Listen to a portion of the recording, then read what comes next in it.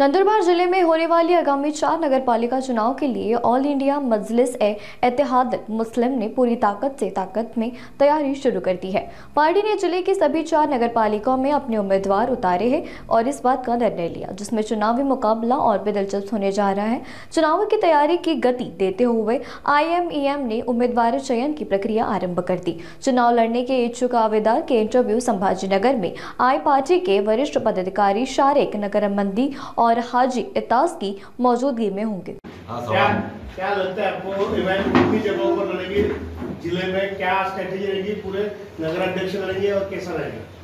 देखिए, आगामी नगर पालिका चुनाव में मजलिस-ए-इत्तेहाद मुस्लिमीन नंदुरबार के चारों तालुकों में चारों नगर पालिकाओं में अपने उम्मीदवारों को उतारेगी और उम्मीदवारों को इसलिए उतारेगी कि पिछले कई सालों से सेकुलरिज्म के नाम पर, धर्मनिरपेक्ष के नाम पर नंदुरबार की जनता से वोट लिए जाते हैं और अपनी सत्ता और अपनी कुर्सी बचाने के लिए, और पता नहीं क्या क्या इनके पीछे बैकग्राउंड होते हैं, क्या क्या इनकी धांधलियाँ और मंशा होती है, उसके लिए रातों रात नंदुरबार की जनता को बेच देते हैं और कम्युनल फोर्सेस के साथ चले जाते हैं। जब चुनाव का दिन होता है, चुनाव का वक्त होता है, तो ये दावा करते हैं कि हमें नंदुरबार को जो है तो सेकुलरिज्म के साथ चलना है, भेदभाव से ऊपर उठ के चलना है।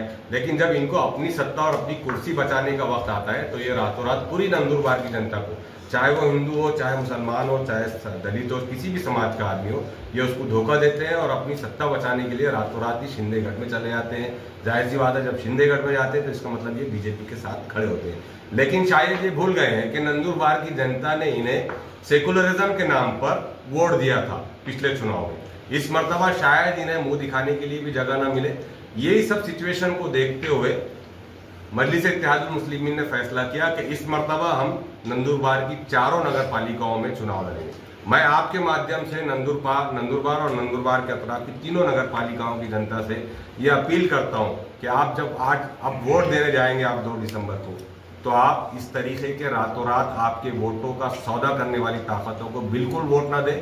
ये अपनी सत्ता बचाने के लिए आपको रातों रात बेच देते हैं। इन्हें इस बात का भी एहसास नहीं होता कि ये 4-5 साल पहले जो वादे करके इन्होंने आपके वोट ले गए थे, ये उसे भूल जाते हैं। मैं इसलिए कि एक तो इनकी सत्ता बचाना होती है, दूसरी ये कि नगर पालिकाओं में जो महाराष्ट्र सरकार की तरफ से, जो भारत सरकार की तरफ से करोड़ों रुपए के फंड आते हैं, ये उसका उपयोग सही तरीके से नंदुरबार और दीगर नगर पालिकाओं के इलाकों में नहीं कर पाते। क्या वजह है? यहाँ का नंदुरबार का यूथ यहाँ के नेताओं से पूछ रहा है कि हमने आपको वोट दिया था नंदुरबार के विकास के लिए, लेकिन क्या वजह है कि नंदुरबार हो या फिर शाहदा हो या फिर तलोड़ा हो या नवापुर हो, चारों की चारों नगर पालिकाओं में किसी किस्म का कोई विकास का काम नहीं है। नंदुरबार की पूरी जनता को ये जो फाशिस्ट ताकत है, जो शिंदेगढ़ और NCP और ये जो बीजेपी के लोग आपके दरमियान आएंगे, इनसे पूछिए कि आपके अपने इलाकों के अंदर जो स्कूल आज से 25-50 साल पहले बनाए गए थे, वो आज भी वो वहाँ खंडर बनते जा रहे हैं। उसका जो है तो एजुकेशन स्टेटस गिरता जा रहा है। क्या वजह है कि आपके इलाकों के अंदर अच्छे सरकारी अस्पताल नहीं आ रहे? क्या वजह है कि आपके इलाकों की गलियां जो है तो आज भी गटर और गंदगी से उबल रही है? तो ये इसलिए हो रहा है कि ये आपके वोटों से चुनकर जाते हैं और फिर सत्ता के मजे लेते हैं। इसलिए मजलिस-ए-इत्तेहाद मुस्लिमीन के महाराष्ट्र प्रदेश अध्यक्ष खासदार इम्तियाज जलील साहब, महासचिव समीर साजिद साहब ने, यहाँ की हमारी यूनिट फरहत हुसैन साहब, रफत हुसैन साहब और इनकी पूरी यूनिट के साथ मिलकर ये फैसला लिया है कि अब इस मर्तबा 2 दिसंबर को हम चारों नगर पालिका चुनाव में इलेक्शन में हिस्सा लेने जा रहे हैं, जिसमें से हम शाहदा और नंदुरबार ये दोनों जगह हम जो है तो नगर अध्यक्ष का चुनाव भी लड़ेंगे और पूरी ताकत के साथ लड़ेंगे। पिछले तकरीबन 4-5 महीनों से हमारी टीम यहाँ पर काम कर रही है। शाहदा में हमने पिछली मरतबा चुनाव लड़ा था, 4 उम्मीदवारों को मैदान में उतारा था और चारों के चारों जीत गए थे।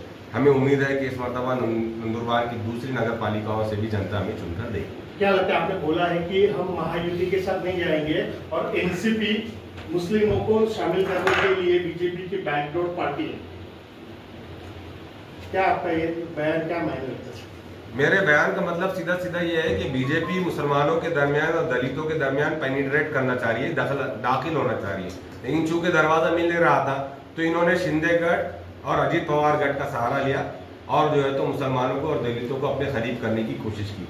लेकिन मुसलमान हो, दलित हो या फिर नंदुरबार का एक कोई भी वोटर हो, वो बहुत जागरूक हो चुका है। वो इस मर्तबा हमें लगता है कि उनके वोटों का सौदा करने वालों को अपने घर की चौखट चढ़ने नहीं देंगे, उन्हें वोट नहीं डालेंगे। ठीक।